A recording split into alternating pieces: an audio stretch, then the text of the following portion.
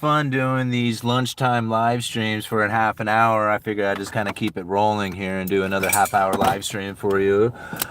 On my lunch, talking about the expectations of rate cuts or even rate increases that come to the markets from the Federal Reserve's forward guidance, their signaling, jawboning, or what I like to refer to it as credible threats.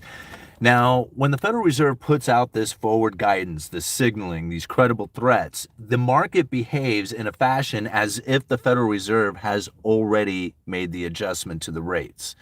Just the idea of it alone is enough to start moving markets. We are experiencing this right now. The Federal Reserve has done nothing different, absolutely nothing different from last week to this week.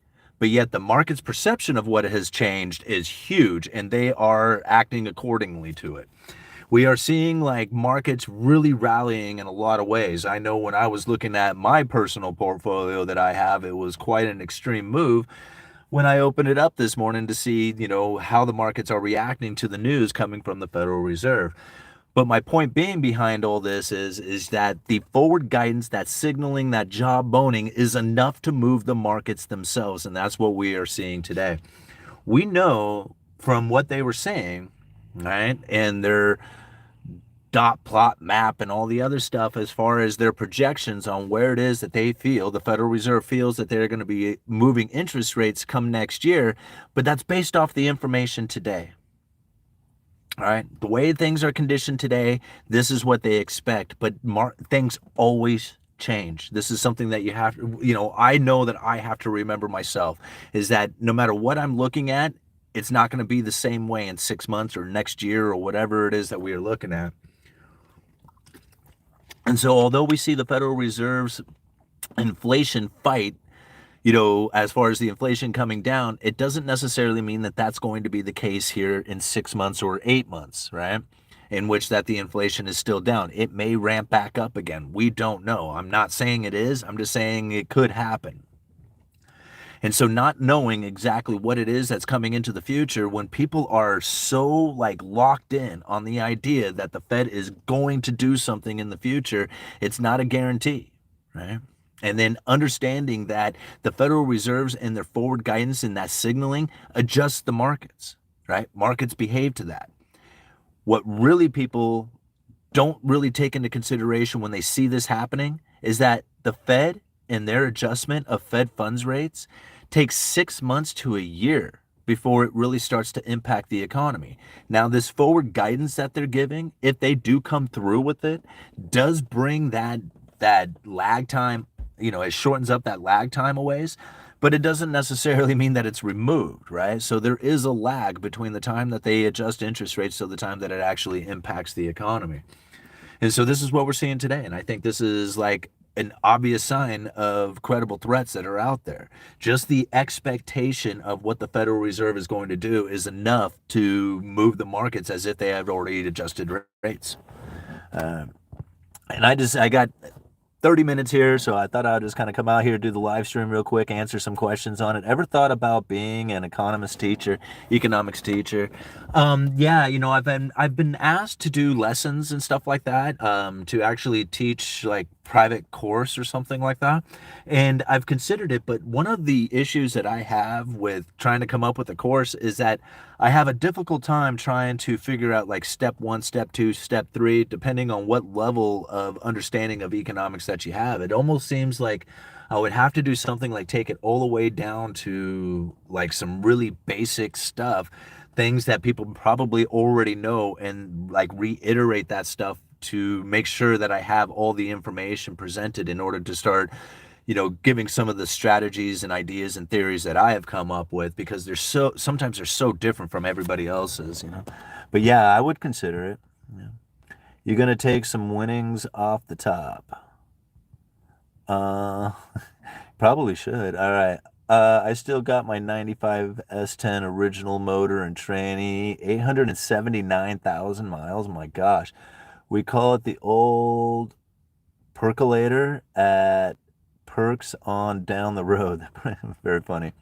Do you have any thoughts on Bitcoin for 2024?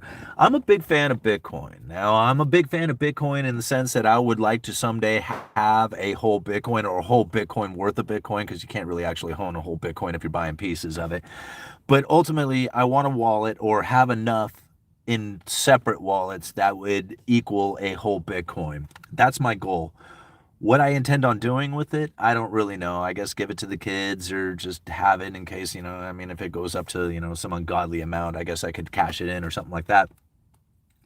But as far as like where projections and price projections and stuff like that, I have no idea. Bitcoin is incredibly volatile.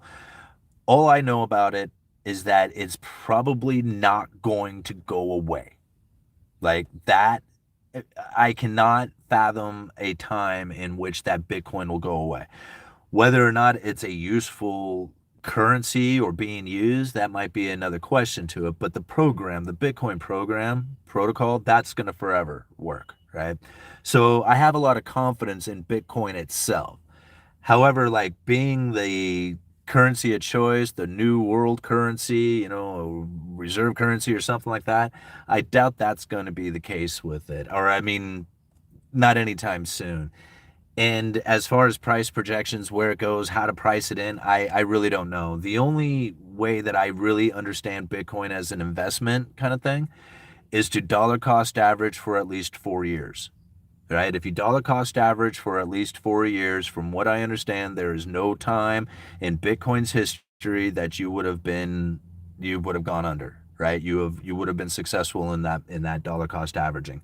And I got that from Lynn Alden, and I've gotten it from a few other people, but Lynn Alden was the first person who was adamant about it. It was just like, if you're going to invest in Bitcoin, dollar cost average for 4 years, and you'll be all right. Okay. Um, have you heard of Pulse Chain? I have. Couldn't tell you much about it, but I have heard of it.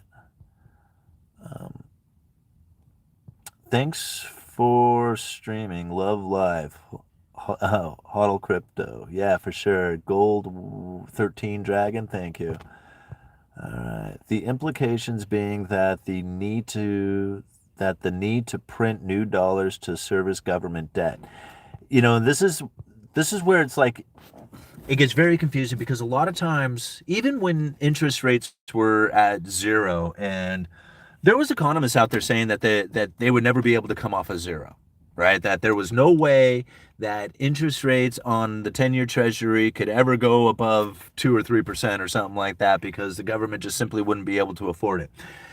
There was so many people out there who told me that I have no clue about economics because of the idea that I had back when interest rates were at zero, that when rates go to rise, that nobody's going to know how to deal with that environment. And people said, dude, you don't know what you're talking about. Rates are never going to go up again, right? But yet here we are, right? So it's like when I hear questions like, how is it that the government's going to afford, or how is it that the Fed is going to do, I have no idea how they're going to do it, right? I mean, I don't know the tools and the policies and the ideas that they have secret, hidden away, waiting to be deployed for when particular situations come up. I mean, who knows what those things are, right? But the Federal Reserve knows about the banking crisis, right? There's no way that they didn't know about like Silicon Valley Bank. Like they knew about that. They knew it was coming. Maybe they didn't know it was exactly going to happen to that bank or maybe some of the others, but they knew situations like that were coming. They talked about it way ahead of time, and they had the tools sitting there waiting to be deployed, right? The Bank Term Funding Program, boom, bang, there it is, right? In case of a crisis, we have the tools, because they think about this stuff just the same as everybody else does. I mean, if we can think of it, they thought of it too, right? And even when, they come out and say stuff like, it's isolated to the subprime mortgages or something like that, they knew it wasn't. They knew. I mean, they come out and say it, but they knew. I mean, there's no way they didn't. Hey, dishes every day. Thank you so much for being here, Mama. Thank you for hitting the like button. And everybody in the stream, if you got a moment to head over to Dishes Every Day, go and hit the like button on her recent videos and hit the subscribe button. She's got the ASMR channel doing dishes and vacuuming, and it's getting quite popular. So, we're almost to the point that it can be monetized. Hey Simon, thanks for all your work. You put in these streams and clips. Your mindset is very inspiring, especially in these hard times. Well, thank you, Nadi. I really appreciate you, leaving a comment like that. And that's really what this is all about. It's trying to figure out what it is that's going on here so that we can make the best decisions for ourselves. I know this stuff that's coming out in the mainstream media about a lot of the inflation and stuff is just complete bogus. It's I'm not saying that the data, the facts, the information that they're putting out there. I'm not saying that stuff is bogus. All that stuff is probably very much legitimate, but it's the meaning that they're putting behind it that is very difficult for me to wrap my head around because I see it so differently than everybody else does. Like when everybody was using lumber as the example of inflation, that all this money printing is going into lumber and causing the lumber prices to go up. And I was one of the few people who was screaming my head off, saying it's not the money printer that's causing lumber prices to do this. This is a supply chain breakdown. And it was very difficult for people to wrap their heads around that part of it, but it was easy for me to see. I mean, it was easy, right? I could just I knew the loggers, I knew the mills, I knew the truck drivers, I could see the distribution hubs, I knew the vendors, I saw my customers, I'm working the retail end of things. It was just to me, I couldn't see it any other way. And that's how I was able to call it out as accurately as I was able to. And it's a lot of the same information that I'm finding here. It's I cannot see this any other way. As much as I would love to say the Fed sucks, they're going out of business, gold and silver is going to go to the moon, and we're all going to be super wealthy with our gold and silver holdings and our crypto holdings, I would love to say that. I don't see it that way, right? I mean, I'm a holder of gold and silver and crypto, and I would, I'm still buying that stuff, but as far as putting myself in a position in which that I feel that the Fed is going to fail and the dollar is going to fail, not yet, and not at this time, And I mean, if somebody was to ask me, what do you want? I would want it to fail so that my crypto and gold and everything else goes spiking into the moon and I'd be super fabulously wealthy off of it. But that's not something I wish for. I can't imagine the chaos of society would be like if that was to take place. All right. Well, we got 12 minutes. We got 15 more minutes here, guys. All right. Are these pre-recorded lives? No, this is a live going on right now. If you, who was that? Sagamanafo? Sagamanaf? Sage? Some of these names. All right. Cardboard box. Recession equals cardboard is the enemy. Sats. Sat. Oh, my bad. Haha. No, it's live, man. You're good. All right. Math and how money works and learning new things every day. Yeah, absolutely. How many dollars will equal a BTC? I don't think that really, I don't know. Does that really make any difference? To me, I don't even look at how many dollars is silver going to be worth. I look at silver, I like silver quarters. Silver quarters is the best thing to look at because silver quarters is an awesome it's a perfect example because how many times did you hear Grandpa talk about buying a gallon of gas for a quarter or going to the movies, getting popcorn, getting candy bars, getting a soda, getting into the movies all for a quarter, right? Or whatever it is. A 25-cent silver quarter used to purchase a lot of stuff.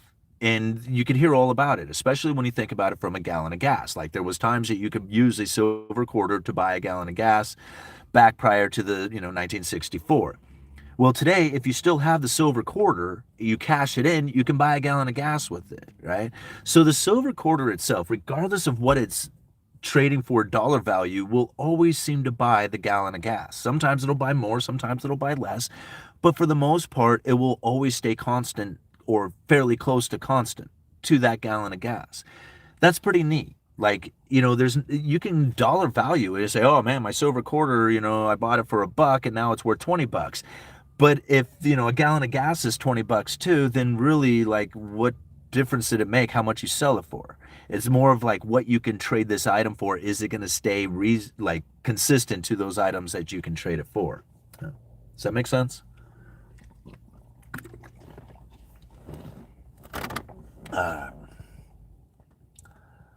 When will price gouging end? Price gouging has ended, man. Like, everybody was wanting to say that price gouging was taking place in lumber, right? And it was easy to see. Like, you could say, man, look, it's just obvious. It's happening right here.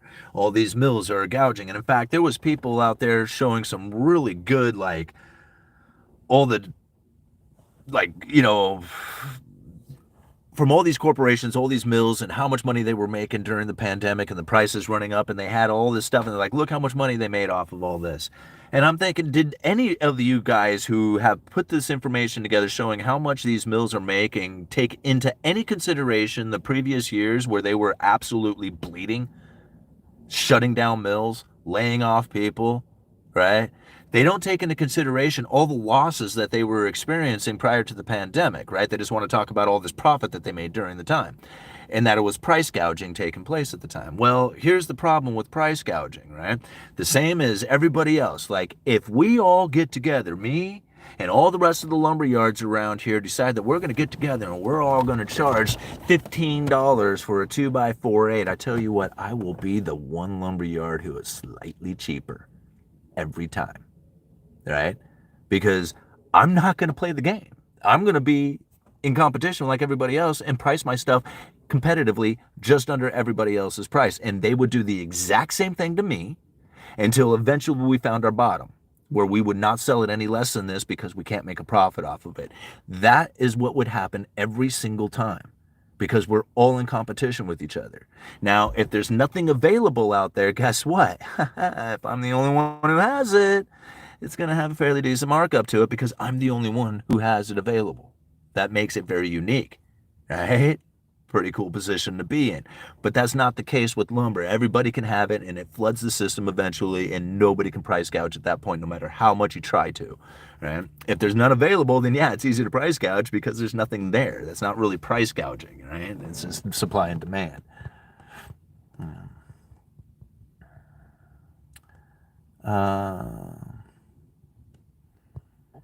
Smart money equals crypto dragon and silver and gold.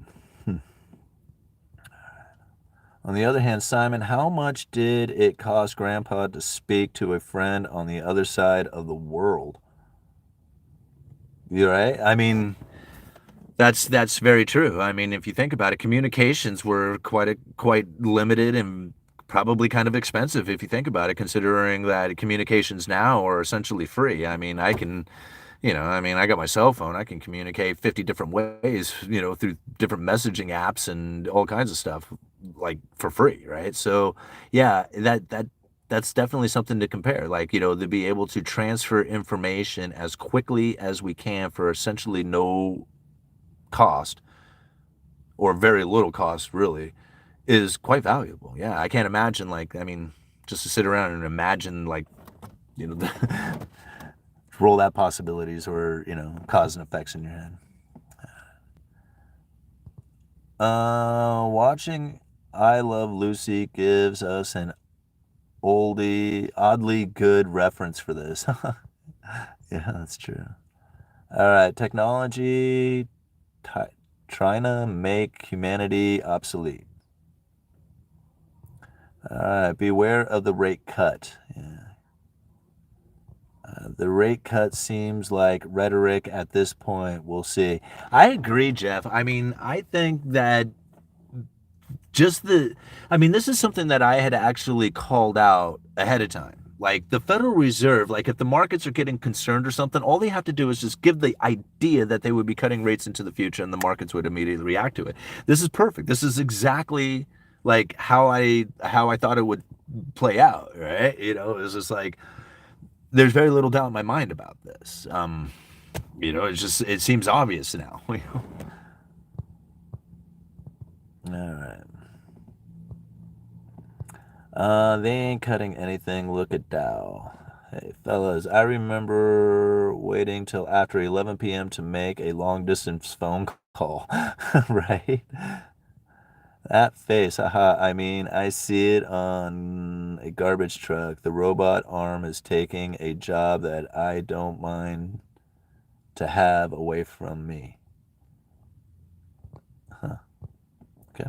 What are your thoughts on having your retirement fund invested in the S&P 500?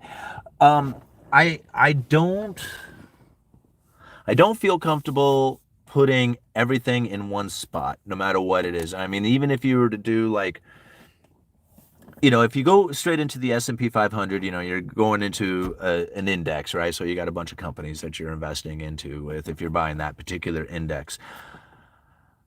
I'm cool with that in that sense that you got this broad portfolio of separate, of that index, which, has all those companies in it.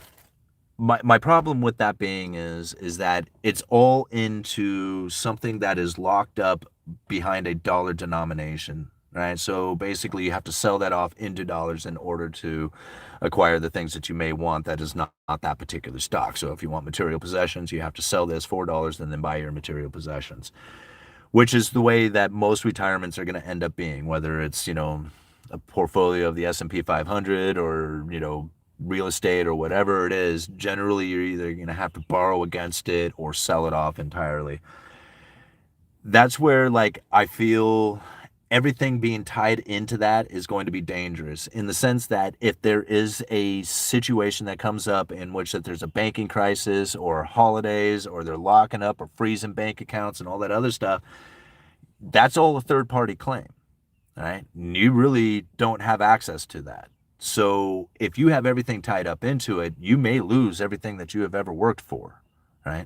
That's dangerous, right? But to be aware of it is the key to it, because then you can position yourself into cryptos or gold and silver, or maybe, some other type of material possessions that say, if this did happen to fail, at least I have this thing kind of backing me up to ease the pain of it or something like that. So I don't have a retirement fund. I have a stock portfolio. I invest in the Russell 1000 ETF growth stocks, the Vanguard Total Stock Market ETF, Altria, right? Ticker symbol MO. It's Marlboro cigarettes, Anheuser-Busch, and Coinbase, right? Coinbase, the crypto bank, right? Those are like the four positions that I take as far as stocks go, as far as the stock portfolio, and then obviously Bitcoin, gold and silver, and I mean, my house that I'm buying, right? So I mean, just making my mortgage payments is kind of like being in real estate, and that's how I diversified me, right? 7 years ago I had no money and $20,000 in debt, so this is the position that I've taken since then. All right, we got 8 more minutes here, guys.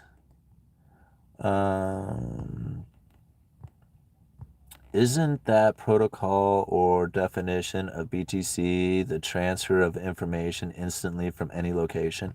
Well, yeah, I mean, I guess essentially that's what it is. It's a communication tool, right? I mean, that's what Bitcoin really is.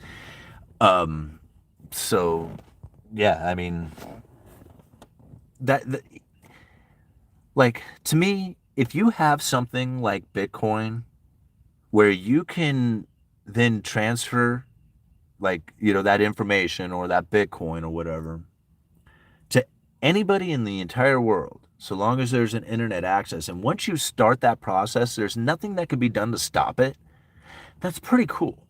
Like, even if they can track and trace and do all that other stuff with it, they can't stop it, right? And that's what I like about it, because you know like, anything that you can do that is outside of the government's power, I mean, I'm cool with it, right? I mean, I'm not a fan of government. I'm not a fan of government intrusion or power or anything else or force.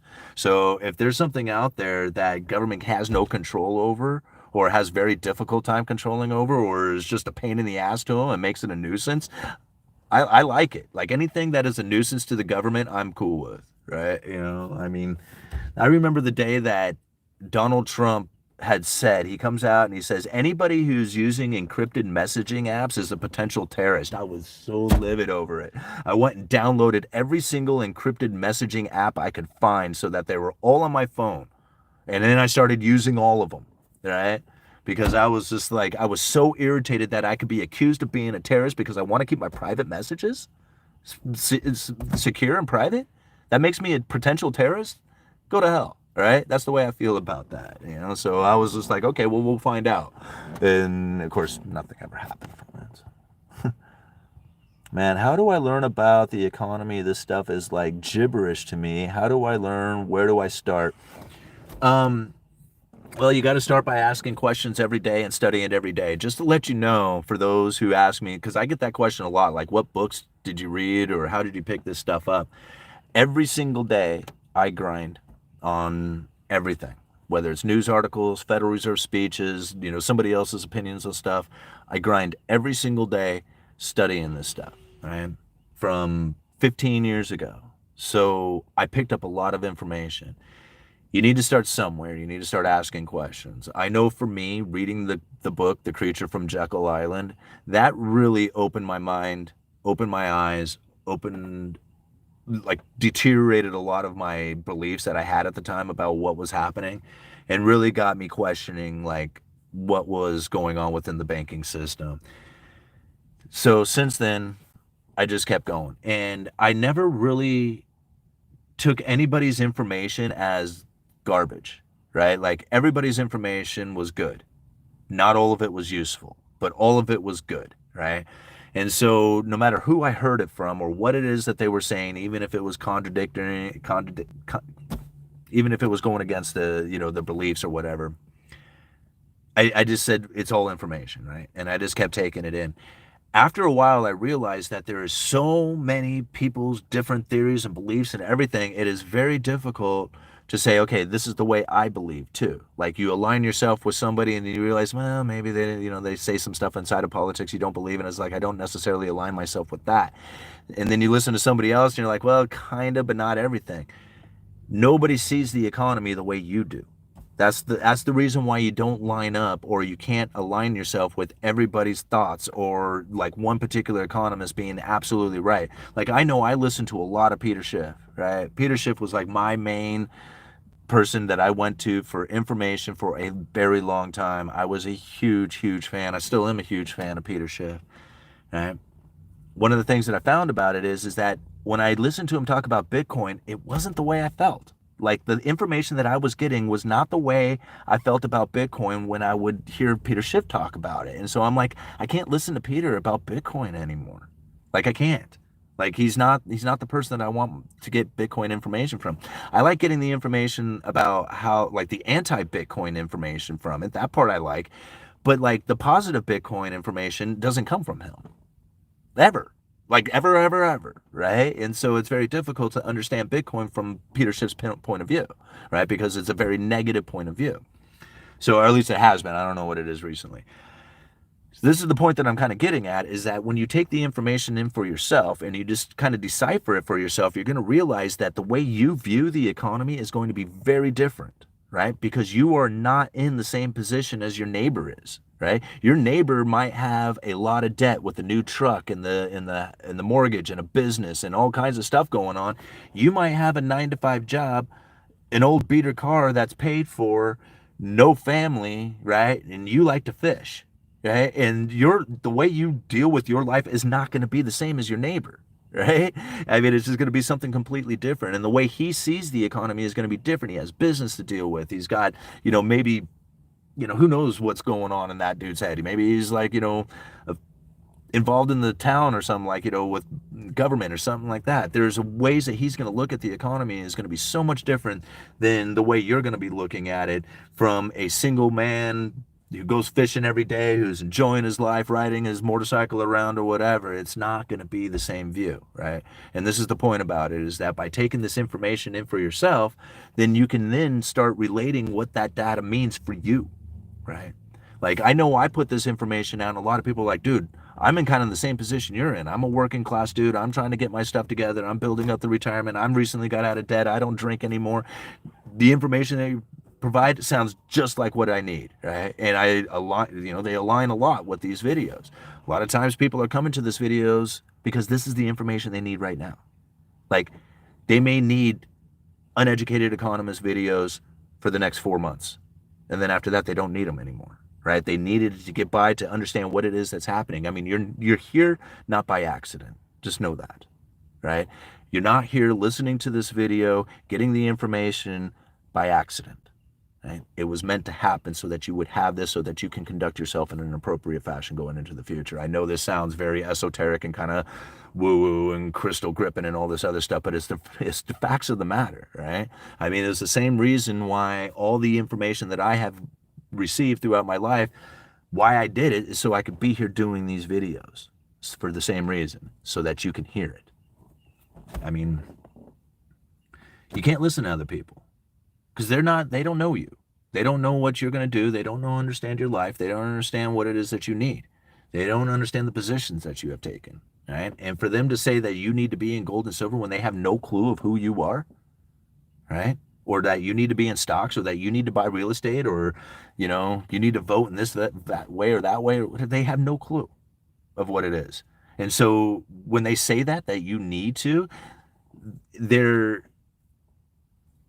being, I mean, I wouldn't necessarily say like, they're being disingenuous or something like that, but they're just giving you advice from their point of view, right? That's the only thing they can do, is they're operating from the level of consciousness that they are experiencing, and they can't see it any other way than that, right?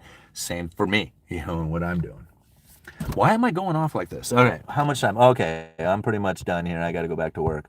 Look at all these comments. My gosh. Okay. The Creature from Jekyll Island as a rough dive into this. Then maintain your emotional distance from the news, but pay attention to what is being said as it means as credible threats. Very, very astute comment there, John. That is the way it really needs to be done.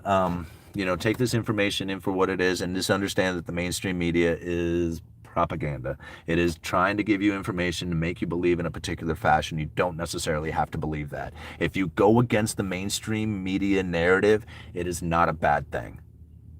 Right? I know a lot of people get scared too. They're thinking, man, I don't know if I'm smart enough to understand this information to go against what it is that I'm hearing off of the mainstream media. But I'm telling you now that if you probably just believed exactly opposite of the mainstream media, then you would probably have an accurate thought, All right. They can be manipulated forever. Okay. New home sellers have no reason to reduce the asking price if they expect cuts. All right. If I had bought Bitcoin, I'd be retired. Thanks. Alrighty, guys. This was a lot of fun. I really enjoyed it. We have 171 people watching right now. I'm going to give you a couple of minutes to go over and hit the like button. Please go and hit that like button for the live stream. I know generally I ask for this at the beginning of the live stream, but still, once this gets uploaded, it'll, the YouTube will grab the video, start spreading it around for more people to see. And when you engage in the videos with comments and likes, even if you don't like it, if you don't like the video, hit the thumbs down button. I mean, because it kind of does the same thing for the YouTube algorithm. All they want to see is engagement. So when you share, when you comment, when you hit the like button, this is how the videos get spread around. And typically that's not something I would ask for on my videos, but I do ask for them on the live streams just because I know it helps the YouTube algorithm out. So again, before you head out, please go hit that like button. I really appreciate it. And you guys have been so awesome hanging out for the half an hour on my lunch. Uneducated Economist. You let me know.